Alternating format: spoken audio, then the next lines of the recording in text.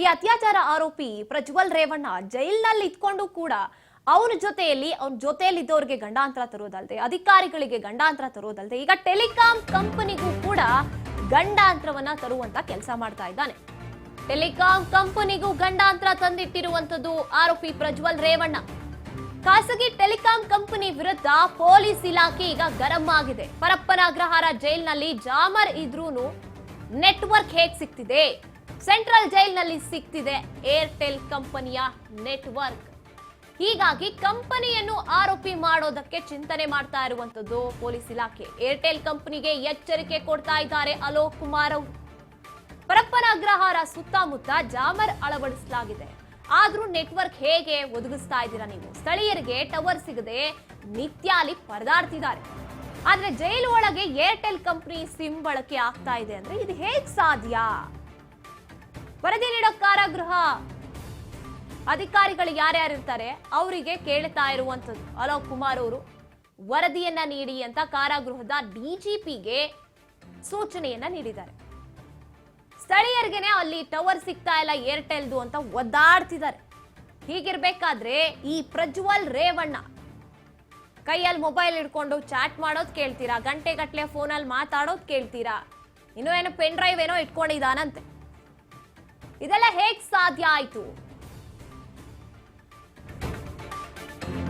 ಈಗ ಗರಂ ಆಗ್ತಾ ಇರುವಂತದ್ದು ಆಂಧ್ರ ಪ್ರದೇಶದ ಏರ್ಟೆಲ್ ಸಿಮ್ ಬಳಸ್ತಾ ಇದ್ದಂತೆ ಈ ಪ್ರಜ್ವಲ್ ರೇವಣ್ಣ.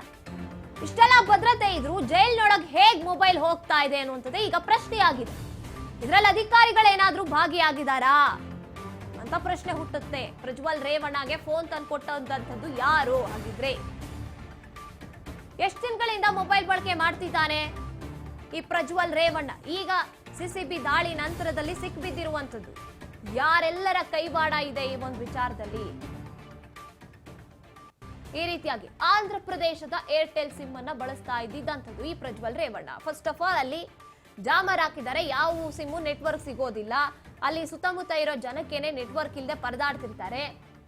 ಈ ಜೈಲ್ನಲ್ಲಿ ಹೇಗೆ ಸಿಗ್ತಿದೆ ಇಲ್ಲಿ ನೆಟ್ವರ್ಕ್? ಅದರಲ್ಲೂ ಏರ್ಟೆಲ್ ಸಿಮ್ ಬಳಸ್ತಾ ಇದ್ದಂತೆ ಹೇಗ್ ನೆಟ್ವರ್ಕ್ ಸಿಕ್ತು? ಇಷ್ಟೆಲ್ಲಾ ಭದ್ರತೆ ಇದ್ರೂ ಕೂಡ ಜೈಲಿನೊಳಗೆ ಹೇಗ್ ಮೊಬೈಲ್ ಹೋಗ್ತಾ ಇದಾವೆ? ಫಸ್ಟ್ ಈ ರೀತಿಯಾದಂತ ಪ್ರಶ್ನೆಗಳು ಈಗ Prajwal cell secret Raj news ನಲ್ಲಿ ರಿವೀಲ್ ಆಗ್ತಾ ಇದೆ. ರಾಜ್ ನ್ಯೂಸ್ ಬಿಚ್ಚಿಡ್ತಾ ಇದೆ ಈ ಪ್ರಜ್ವಲ್ನ ಅಸಹ್ಯಗಳ ಸರಣಿಯನ್ನ. ಪರಪ್ಪನ ಅಗ್ರಹಾರದಲ್ಲೂ ಪ್ರಜ್ವಲ್ ಪೋಲಿ ಲೀಲೆ ಮುಂದುವರಿತಾ ಇದೆ. ಜೈಲಲ್ಲೂ ಛೀ ಛೀ ಕೂತು ಏನ್ರಿ ಪ್ರಜ್ವಲ್ದು? ಪ್ರಜ್ವಲ್ ಫೋನ್ ಅಲ್ಲಿ ಬರೀ ಅಂತದ್ದೇ ವಿಡಿಯೋಗಳು ಸಿಕ್ಕಿಬಿದ್ದಿದಾವಂತ. ಇಲ್ಲೂ ಬಿಟ್ಟಿಲ್ಲ ಈ ಒಂದು ಆಟಗಳನ್ನ. ಪ್ರಜ್ವಲ್ ಮೊಬೈಲ್ ನಲ್ಲಿ ರಾಶಿ ರಾಶಿ ಅಶ್ಲೀಲ ವಿಡಿಯೋಗಳು ಕೂಡ ಸಿಕ್ಕಿದೆ. ಅವನ್ ಫೋನಿನ ಗ್ಯಾಲರಿ ನೋಡಿ ಪೊಲೀಸರೇ ದಂಗಾಗೋಗಿದ್ದಾರೆ. ಪೋಲಿ ಪ್ರಜ್ವಲ್ ವಿಡಿಯೋ ಹುಚ್ಚಿನಿಂದ ಕಾಕಿಗೆ ಟೆನ್ಷನ್ ಸಂಕಷ್ಟ ಶುರುವಾಗಿದೆ. ಈ ಸೆಲ್ ಸೀಕ್ರೆಟ್ ಈಗ ರಾಜ್ ನ್ಯೂಸ್ ರಿವೀಲ್ ಮಾಡ್ತಾ ಇರುವಂತದ್ದು. ಮೊದಲೇ ಅತ್ಯಾಚಾರ, ಈ ಪೆನ್ ಡ್ರೈವ್ ಪ್ರಕರಣ ಏನಿದೆ, ಇವನ ಪೋಲಿ ಲೀಲೆಯ ಪೆನ್ ಡ್ರೈವ್ ಪ್ರಕರಣಗಳು, ಇದರಿಂದಾನೇ ಅವನು ಕಂಬಿ ಎಣಿಸೋದಕ್ಕೆ ಅಂತ ಅಗ್ರಹಾರ ಜೈಲಿಗೆ ಹಾಕಿರುವಂತದ್ದು. ಅಲ್ಲೂ ಬಿಟ್ಟಿಲ್ವಂತೆ ಇವನ ಆಟಗಳನ್ನ. ಅಲ್ಲೂ ಅವನ್ ಫೋನ್ ಗ್ಯಾಲರಿ ಓಪನ್ ಮಾಡಿ ನೋಡಿದ್ರೆ ಶಾಕ್ ಆಗಿದ್ದಾರೆ. ಇವನು ಯಾವನಪ್ಪ ಇವನು ಅಂತ ಅಧಿಕಾರಿಗಳು. ಇಲ್ಲೂ ಬಿಟ್ಟಿಲ್ಲ. ಶಿಕ್ಷೆ ಅನುಭವಿಸ್ತಿದಾನ ಅಥವಾ ಇಲ್ಲಿ ಯಾರ ತಂಟೆ ತಕರಾರು ಇರೋದಿಲ್ಲ, ಯಾರು ಬಂದು ಕೇಳೋದಿಲ್ಲ, ನೋಡ್ಕೋಬಹುದು, ಇವನ ಪೋಲಿ ಆಟಗಳನ್ನ ಮುಂದುವರಿಸಬಹುದು. ಇನ್ನ ಪ್ಲೀಸ್ ಪ್ಲೀಸ್ ತಪ್ಪಾಗಿದೆ ದಯವಿಟ್ಟು ಕ್ಷಮಿಸಿ ಅಂತಿದ್ದಾನಂತೆ. ಜೈಲಿನಲ್ಲಿ ಸಿಕ್ಬೀಳ್ತಾ ಇದ್ದಂತೆ ಪ್ರಜ್ವಲ್ ಹೊಸ ವರ್ಷೆ ತೋರ್ಸೋಕೆ ಆರಂಭ ಮಾಡಿದ್ದಾನೆ. ಅಧಿಕಾರಿಗಳ ಬಳಿ ಅಂಗಲಾಚಿ ಈ ರೇಪ್ ಆರೋಪಿ ಪ್ರಜ್ವಲ್ ತಪ್ಪಾಯ್ತು ಅಂತ ಕೇಳ್ಕೊತಿದ್ದಾನೆ. ತಪ್ಪಾಗಿದೆ ದಯವಿಟ್ಟು ಬಿಟ್ಬಿಡಿ ಅಂತ ಗೋಳಾಡಿರುವಂತದ್ದು ಈ ಪ್ರಜ್ವಲ್. ಪೊಲೀಸ್ ಅಧಿಕಾರಿಗಳ ಬಳಿ ಕೈ ಮುಗಿದು ಬೇಡ್ಕೊಂಡಿರುವಂತದ್ದು, ತಪ್ಪಾಯ್ತು ನಂದು ಬಿಟ್ಬಿಡಿ ಅಂತ. ಮತ್ತೆ ಸಿಕ್ಕಾಕೊಂಡಿದ್ದಾನೆ. ಇದರಿಂದಾನೇ ಈ ವ್ಯಕ್ತಿ ಈಗ ಜೈಲಲ್ಲಿ ಕಂಬಿ ಎಣಿಸಕ್ಕೆ ಅಂತ ಹೋಗಿರುವಂತವನು ಅಲ್ಲೂ ಈ ಕಾಮುಕನ ಪೋಲಿ ಆಟಗಳನ್ನ ಬಿಟ್ಟಿರೋ ಹಾಗೆ ಕಾಣಿಸ್ತಾ ಇಲ್ಲ. ಹಾಗೆ ನೋಡ್ತಾ ಹೋದಾಗ ಇವನು ಫೋನಲ್ಲಿ ಚಾಟ್ ಮಾಡ್ತಾ ಇದ್ನಂತೆ, ಫೋನಲ್ಲಿ ಗಂಟೆಗಟ್ಲೆ ಮಾತಾಡ್ತಾ ಇದ್ನಂತೆ. ಅದೆಲ್ಲ ಒಂದ್ ವರ್ಷ ಆದ್ರೆ ಇವನು ಕಾಮುಕ ಅನ್ನುವಂಥದ್ದು ಮತ್ತೊಮ್ಮೆ ಪ್ರೂವ್ ಮಾಡ್ತಾ ಇದ್ದಾನೆ ಜೈಲೊಳಗೆ ಇದ್ಕೊಂಡು. ಅಲ್ಲೂ ಬಿಟ್ಟಿಲ್ಲ ಅಶ್ಲೀಲ ವಿಡಿಯೋಗಳನ್ನು ನೋಡೋದು. ಸಿಸಿಬಿ ಪೊಲೀಸರ ಎಂಟ್ರಿಯಿಂದ ಈಗ ಪೋಲಿ ಪ್ರಜ್ವಲ್ ಶಾಕ್ ಆಗಿದ್ದಾನೆ. ಸಿಸಿಬಿ ಪೊಲೀಸರು ರೂಮ್ ಜಾಲಾಡ್ತಾ ಇದ್ದಂತೆ ನಡುಕ ಹುಟ್ಟುತ್ತಂತ ಅವನಿಗೆ. ಸರ್ ಬಿಟ್ಬಿಡಿ, ಮೊಬೈಲ್ ವಿಚಾರ ಗೊತ್ತಾದ್ರೆ ಸುದ್ದಿ ಆಗುತ್ತೆ ಸುಮ್ಮನೆ ಅಂತ. ಮಾಧ್ಯಮಗಳು ನನ್ನ ಬೆಂಡೆತ್ತುತ್ತವೆ, ಪ್ಲೀಸ್ ನನ್ನ ಕ್ಷಮಿಸ್ಬಿಡಿ ಸರ್, ಬಿಟ್ಬಿಡಿ ಅಂತಿದ್ದಾನೆ. ಪೊಲೀಸರನ್ನ ಅಂಗಲಾಚಿ ಬೇಡ್ಕೊಂಡಿರುವಂತದ್ದು ಈ ಆರೋಪಿ ಪ್ರಜ್ವಲ್.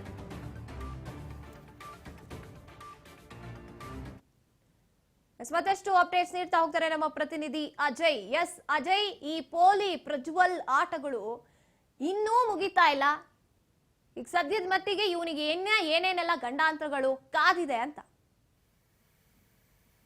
ಇದು ಖಂಡಿತ ಅಂದ್ರೆ ಕೇಂದ್ರ ಕಾರಾಗೃಹದ ಮೇಲೆ ಸಿಸಿಬಿ ದಾಳಿ ಮಾಡಿದಂತ ಪ್ರಕರಣಕ್ಕೆ ಸಂಬಂಧಪಟ್ಟಂತೆ ಒಂದು ಕಡೆ ಯಾವಾಗ ಪ್ರಜ್ವಲ್ ರೇವಣ್ಣ ಇರುವಂತಹ ಒಂದು ಸೆಲ್ಗೆ ದಾಳಿಯನ್ನ ಮಾಡ್ತಾರೋ ಅಲ್ಲಿ ಹೋದಂತ ಸಂದರ್ಭದಲ್ಲಿ ಪ್ರಜ್ವಲ್ ರೇವಣ್ಣ ಸಾಕಷ್ಟು ಗಾಬರಿಗೆ ಒಳಗಾಗ್ತಾರೆ. ಯಾಕಂದ್ರೆ ಹಿಂದೆ ಕೂಡ ಕಳೆದ 6ನೇ ತಾರೀಕು ದಾಳಿಯನ್ನ ಮಾಡಿದಂತ ಸಂದರ್ಭದಲ್ಲಿ ಪೊಲೀಸರಿಗೆ ಯಾವುದೇ ರೀತಿಯಾದಂತಹ ವಸ್ತುಗಳು ಯಾವ ಬ್ಯಾರಕ್ಸ್ ನಲ್ಲಿ ಕೂಡ ಸಿಕ್ಕಿರ್ಲಿಲ್ಲ. ಅಂದ್ರೆ ಇಲ್ಲಿ ಬೆಂಗಳೂರಿನ ಸಿಸಿಬಿ ಪೊಲೀಸರು ರ್ಯಾಂಡಮ್ ಆಗಿ ಆಲ್ಮೋಸ್ಟ್ ತಿಂಗಳಿಗೆ 1 ಬಾರಿ ಅಥವಾ ತಿಂಗಳಿಗೆ 2 ಬಾರಿ ರ್ಯಾಂಡಮ್ ಆಗಿ ಒಂದು ಚೆಕ್ ಮಾಡುವಂತ ತಪಾಸಣೆ ಮಾಡುವಂತ ಕೆಲಸಗಳನ್ನ ಮಾಡ್ತಾ ಇರ್ತಾರೆ.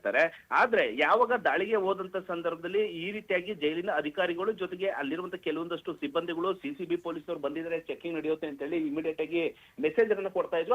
ಆ ನಂತರವಾಗಿ ಕೆಲ ಕೈದಿಗಳು ಕೂಡ ಅವರ ಬಳಿ ಇರುವಂತ ಕೆಲವೊಂದಷ್ಟು ನಿಷೇಧಿತ ವಸ್ತುಗಳು, ಮೊಬೈಲ್ ಆಗಿರ್ಬೋದು, ಚಾರ್ಜರ್ ಆಗಿರ್ಬೋದು, ಜೊತೆಗೆ ಅಲ್ಲಿ ಗಾಂಜಾ ಹಾಗೂ ಬೇರೆ ಬೇರೆ ರೀತಿಯಲ್ಲಿ ಡ್ರಗ್ಸ್ ಕೂಡ ಸಪ್ಲೈ ಆಗ್ತಿರೋದ್ರ ಬಗ್ಗೆ ಸಾಕಷ್ಟು ಸುದ್ದಿ ಆಗ್ತಾ ಇತ್ತು. ಆವಾಗ ಅಲ್ಲಿರುವಂತ ಕೈದಿಗಳು ಅದನ್ನ ಎತ್ತಿಡುವಂತ ಬಚ್ಚಿಡುವಂತ ಕೆಲಸಗಳನ್ನ ಕೂಡ ಮಾಡ್ತಾ ಇದ್ರು. ಆದ್ರೆ ಮೊನ್ನೆ ದಾಳಿ ನಡೆದಂತ ಸಂದರ್ಭದಲ್ಲಿ ಯಾವಾಗ ಇಮಿಡಿಯೇಟ್ ಆಗಿ ಪ್ರಜ್ವಲ್ ರೇವಣ್ಣ ಒಂದು ಸೆಲ್ಗೆ ಭೇಟಿಯನ್ನ ಕೊಡ್ತಾರೋ ಇಮಿಡಿಯೇಟ್ ಆಗಿ ಪ್ರಜ್ವಲ್ ಗಾಬರಿಗೆ ಒಳಗಾಗ್ತಾರೆ. ಜೊತೆಗೆ ಅವರ ಬಳಿ ಇದ್ದಂತ ಒಂದು ರೆಡ್ಮಿ ಬ್ಲೂ ಕಲರ್ ಮೊಬೈಲ್ ಕೂಡ ಪತ್ತೆ ಆಗುತ್ತೆ. ಅಲ್ಲಿ ಯಾವಾಗ ಸಿಸಿಬಿ ಪೊಲೀಸ್ನವರು ಇಮಿಡಿಯೇಟ್ ಆಗಿ ಅದನ್ನ ವಶಕ್ಕೆ ಪಡಿತಾರೋ ಅಲ್ಲಿದ್ದಂತ ಪ್ರಜ್ವಲ್ ರೇವಣ್ಣ ಸಾಕಷ್ಟು ಬೇಡ್ಕೊಂತಾರೆ, ಸರ್ ದಯವಿಟ್ಟು ತಪ್ಪಾಗಿದೆ ಬಿಟ್ಬಿಡಿ ಅಂತ ಹೇಳಿ ಕೈ ಮುಗಿದು ಅಲ್ಲಿ ಸಿಸಿಬಿ ಅಧಿಕಾರಿಗಳನ್ನ ಒಂದು ಬೇಡಿಕೊಳ್ಳುವಂತ ಕೆಲಸವನ್ನ ಮಾಡ್ತಾ ಇರ್ತಾರೆ. ಜೊತೆಗೆ ಮೊಬೈಲ್ ಚೆಕ್ ಮಾಡಿದಂತ ಸಂದರ್ಭದಲ್ಲಿ ಲಾಕ್ ಕೂಡ ಆಗಿರುತ್ತೆ. ಹೀಗಾಗಿ ಅದನ್ನ ಟೆಕ್ನಿಕಲ್ ತೆಲುಗು ಕೂಡ ಮೊಬೈಲ್ ಅನ್ನ ರವಾನೆ ಮಾಡಲಾಗಿದೆ. ಒಂದ್ ಕಡೆ ಕೆಲವೊಂದಷ್ಟು ಅನುಮಾನ ಇದೆ, ಆ ಒಂದು ಮೊಬೈಲ್ ನಲ್ಲಿ ಸಾಕಷ್ಟು ಪೋರ್ನ್ ವಿಡಿಯೋಗಳು ಇರುವಂತ ಕೂಡ ವಿಚಾರಗಳು ಕೂಡ ಗೊತ್ತಾಗ್ತಾ ಇದೆ. ಯಾವಾಗ ಈ ಒಂದು ಇಡೀ ಪ್ರಜ್ವಲ್ ರೇವಣ್ಣ ಇರುವಂತ ಇಡೀ ರೂಮ್ ನ ಜಾಲಾಡದಂತ ಸಂದರ್ಭದಲ್ಲಿ ಬಟ್ಟೆಯ ಕೆಳಗೆ ಬಚ್ಚಿಟ್ಟಿದಂತ ಮೊಬೈಲ್ ಕೂಡ ಪತ್ತೆ ಆಗುತ್ತೆ. ಅದೇ ರೀತಿಯಾಗಿ ಕೆಲವೊಂದಷ್ಟು ವಸ್ತುಗಳು ಪತ್ತೆ ಆಗುತ್ತೆ. ಹೀಗಾಗಿ ಸಿಸಿಬಿ ಅಧಿಕಾರಿಗಳು ಅದನ್ನ ಸೀಸ್ ಅನ್ನ ಮಾಡ್ತಾರೆ. ಜೊತೆಗೆ ಇಲ್ಲಿ ಪ್ರಮುಖ ವಿಚಾರ ಅಂದ್ರೆ ಸಿಸಿಬಿ ಅಧಿಕಾರಿಗಳು ಯಾವಾಗ ಕಾರಾಗೃಹಕ್ಕೆ ಹೋಗಿ ದಾಳಿಯನ್ನ ಮಾಡ್ತಾರೋ ಸಾಕಷ್ಟು ಪ್ಲಾನ್ ಅನ್ನ ಮಾಡ್ಕೊಂಡಿರ್ತಾರೆ. ಯಾಕಂದ್ರೆ ಹಿಂದೆ ಕೂಡ ದಾಳಿ ಆದಂತ ಸಂದರ್ಭದಲ್ಲಿ ಯಾವುದೇ ವಸ್ತುಗಳು ಸಿಗೋದಿಲ್ಲ. ಅಲ್ಲಿ ಒಂದು ಜೈಲಿನ ಅಧಿಕಾರಿಗಳು ಅಲ್ಲಿಗೆ ಮಾಹಿತಿಯನ್ನ ರವಾನೆ ಮಾಡಿ ಅದನ್ನ ಬಚ್ಚಿಡುವಂತ ಕೆಲಸಗಳು ಕೂಡ ಆಗ್ತಾ ಇರುತ್ತೆ. ಹೀಗಾಗಿ ಒಟ್ಟು 120 ಜನ ಸಿಬ್ಬಂದಿಗಳು ಅಂದ್ರೆ ಪೊಲೀಸ್ ಸಿಬ್ಬಂದಿಗಳು ದಾಳಿಯನ್ನ ಮಾಡೋದಕ್ಕೆ ಪ್ಲಾನ್ ಅನ್ನ ಮಾಡ್ತಾರೆ. ಜೊತೆಗೆ ಖುದ್ದು 2 ಡಿಸಿಪಿ ಅಧಿಕಾರಿಗಳು ಅಲ್ಲಿ ಹೋದಂತ ಸಂದರ್ಭದಲ್ಲಿ ಮೀಟಿಂಗ್ ಇದೆ ಅದಕ್ಕೋಸ್ಕರ ಬಂದಿದೀವಿ ಅಂತ ಹೇಳ್ತಾರೆ. ಜೊತೆಗೆ ಅಲ್ಲಿದ್ದಂತ ಸಿಬ್ಬಂದಿಗಳಿಗೆ ಇವ್ರು ಮೀಟಿಂಗ್ ಬಂದಿದ್ರೆ ಯಾವುದೇ ಕಾರಣಕ್ಕೂ ತಪಾಸಣೆ ಮಾಡೋದಿಲ್ಲ ಅಂತ ಹೇಳಿ ಅವ್ರನ್ನ ಒಳಗಡೆ ಬಿಡ್ತಾರೆ. ಯಾವಾಗ ಅಲ್ಲಿರುವಂತ ಡಿಸಿಪಿಗಳು ಹೋಗಿ ಕೆಲವೊಂದಷ್ಟು ವಿಚಾರಗಳನ್ನ ಮಾತಾಡ್ತಾ ಕೂತಿರ್ಬೇಕಾದ್ರೆ ಅಲ್ಲಿ ಡಿಸಿಪಿಗಳು ಒಳಗೆ ಹೋದಂತ ವೇಳೆಯಲ್ಲಿ ಇನ್ಸ್ಪೆಕ್ಟರ್ ಕೂಡ ಇಬ್ಬರನ್ನ ಒಳಗಡೆ ಕರೆಸ್ಕೊಂತಾರೆ. ನಂತರ ಒಬ್ಬ ಇನ್ಸ್ಪೆಕ್ಟರ್ ಏನಿರ್ತಾನೆ ಅದನ್ನ ಆತ ಹೋಗಿ ನೇರವಾಗಿ ಕಂಟ್ರೋಲ್ ರೂಮ್ ಅಂದ್ರೆ ಅಲ್ಲಿ ಯಾವುದೇ ರೀತಿಯಾದಂತ ಮೆಸೇಜ್ ಹೋಗದ ರೀತಿಯಲ್ಲಿ ವಾಕಿ ಟಾಕಿ ವೈರ್ಲೆಸ್ ಏನಿರುತ್ತೆ ಅಲ್ಲಿ ಹೋಗಿ ಅಲ್ಲಿ ಯಾರು ಕೂಡ ಮೆಸೇಜ್ ನ ರವಾನೆ ಮಾಡಬಾರ್ದು ಅಂತ ಹೇಳಿ ಅಲ್ಲಿ ಹೋಗಿ ಒಂದು ಎಚ್ಚರಿಕೆಯನ್ನು ವಹಿಸಿರ್ತಾರೆ. ಮತ್ತೊಬ್ಬ ಇನ್ಸ್ಪೆಕ್ಟರ್ ಕೂಡ ಸಿಸಿಟಿವಿನ ಕಮಾಂಡೆಂಟ್ ಸೆಂಟರ್ ಏನಿದೆ ಅಲ್ಲಿ ಹೋಗಿ ಸಿಸಿಟಿವಿಯನ್ನ ಪರಿಶೀಲನೆ ಮಾಡುವಂತ ಕೆಲಸವನ್ನ ಮಾಡ್ತಾ ಇರ್ತಾರೆ. ನಂತರ ಈ 120 ಜನ ಸಿಸಿಬಿ ಅಧಿಕಾರಿಗಳು ಜೊತೆಗೆ ಒಂದು ಲಾ ಅಂಡ್ ಆರ್ಡರ್ ಪೊಲೀಸರು ಕೂಡ ದಾಳಿಯನ್ನ ಮಾಡ್ತಾರೆ. ಯಾವಾಗ ಒಂದು ಪ್ರಜ್ವಲ್ ರೇವಣ್ಣಗೆ ಹೋಗಿ ಪರಿಶೀಲನೆ ಮಾಡಿದಂತ ಸಂದರ್ಭದಲ್ಲಿ ನೋಟ್ಬುಕ್ ಆಗಿರ್ಬೋದು, ಪೆನ್ ಡ್ರೈವ್ ಆಗಿರ್ಬೋದು, ಈ ರೀತಿಯಾದಂತ ವಸ್ತುಗಳು ಸಿಗುತ್ತೆ. ಜೊತೆಗೆ ಇದು ನಂದಲ್ಲ ಅಂತ ಹೇಳಿ ಆತ ಕೂಡ ನೇರವಾಗಿ ಒಪ್ಕೊಳ್ಳೋದಕ್ಕೆ ಆಗಲ್ಲ. ಯಾಕಂದ್ರೆ ಆತನೇ ಬಳಿಯನ್ನ ಆತನ ಒಂದು ಸೆಲ್ ನಲ್ಲಿ ಇದ್ದಂತ 2 ವ್ಯಕ್ತಿಗಳು ಮಾತ್ರ ಇರ್ತಾರೆ. ಆದ್ರೆ ಪ್ರಜ್ವಲ್ ರೇವಣ್ಣ ಒಂದು ವಿಡಿಯೋ ವೈರಲ್ ಕೂಡ ಆಗುತ್ತೆ. ಜೊತೆಗೆ ಆತ ಬಳಸಿದಂತ ವಿಡಿಯೋಗಳನ್ನ ನೋಡ್ಕೊಂಡು ಅವಾಗ ಗೊತ್ತಾಗುತ್ತೆ ಈತನೇ ಒಂದು ಮೊಬೈಲ್ ಅನ್ನ ಯೂಸ್ ಮಾಡ್ತಾ ಇದ್ದಾನಂತೆ. ಆಗ ಆ ಒಂದು ಸಂದರ್ಭದಲ್ಲಿ ಪ್ರಜ್ವಲ್ ರೇವಣ್ಣ ಕೂಡ ತಪ್ಪಾಯ್ತು ಅಂತ ಹೇಳಿ ಬೇಡಿಕೆಯನ್ನ ಮುಂದಿರ್ತಾನೆ. ಜೊತೆಗೆ ಹಿರಿಯ ಅಧಿಕಾರಿಗಳು ಸೇರಿದಂತೆ ಹಲವರಿಗೆ ಬಿಟ್ಟಿಸಿ ಈಗ ಈ ಒಂದು ವಿಚಾರದಲ್ಲಿ ಮೊಬೈಲ್ ಪತ್ತೆ ಆದಂತ ಸಂದರ್ಭದಲ್ಲಿ ಎಡಿಜಿಪಿ ಆಗಿರುವಂತ ಅಲೋಕ್ ಕುಮಾರ್ ಅವರು ಹಿರಿಯ ಅಧಿಕಾರಿಗಳು ಹಾಗೂ ಕೆಳ ಹಂತದ ಸಿಬ್ಬಂದಿಗಳ ಮೇಲೆ ಬಿಸಿ ಮುಟ್ಟಿಸುವಂತ ಕೆಲಸಕ್ಕೆ ಕೈ ಹಾಕಿದ್ದಾರೆ. ಸದ್ಯ ಈ ಒಂದು ಮೊಬೈಲ್ ಗಳನ್ನು ಕೂಡ FSL ಗೆ ಕಳಿಸಿದ್ದು ಅದರಲ್ಲಿ ಏನೇನೆಲ್ಲ ವಿಡಿಯೋಗಳಿದಾವೆ ಅಥವಾ ಯಾರ ಜೊತೆ ಕಾಂಟ್ಯಾಕ್ಟ್ ಅನ್ನ ಹೊಳಿಸಿದ್ರು, ಜೊತೆ ಯಾರು ಈ ಒಂದು ಮೊಬೈಲ್ ಅನ್ನ ಆತನಿಗೆ ಕೊಟ್ಟಿದ್ದು, ಈ ಎಲ್ಲಾ ವಿಚಾರಗಳನ್ನ ತನಿಖೆ ಮಾಡೋದಕ್ಕೂ ಕೂಡ ಅಲೋಕ್ ಕುಮಾರ್ ಕೂಡ ಮುಂದಾಗಿರುವಂತದ್ದು. ಎಸ್, ಥ್ಯಾಂಕ್ ಯು ಅಜಯ್ ತಮ್ಮೆಲ್ಲ ಮಾಹಿತಿಗಾಗಿ. ಇದಿಷ್ಟು ಸದ್ಯದ ಮಟ್ಟಿಗೆ ಇನ್ನೂ ಪ್ರಶ್ನೆಯಾಗಿ ಕೆಲವೊಂದಷ್ಟು ಉಳ್ಕೊಂಡಿರುವಂತದ್ದು. ಇವನಿಗೆ ಫೋನ್ ಹೇಗ್ ಸಿಕ್ತು, ನೆಟ್ವರ್ಕ್ ಹೇಗ್ ಬಂತು, ಇದರಿಂದ ಯಾರ್ಯಾರಿದ್ದಾರೆ ಎಲ್ರಿಗೂ ಕಾದಿದೆ ಗಂಡಾಂತರ ಅಂತ ಹೇಳ್ಬೋದು.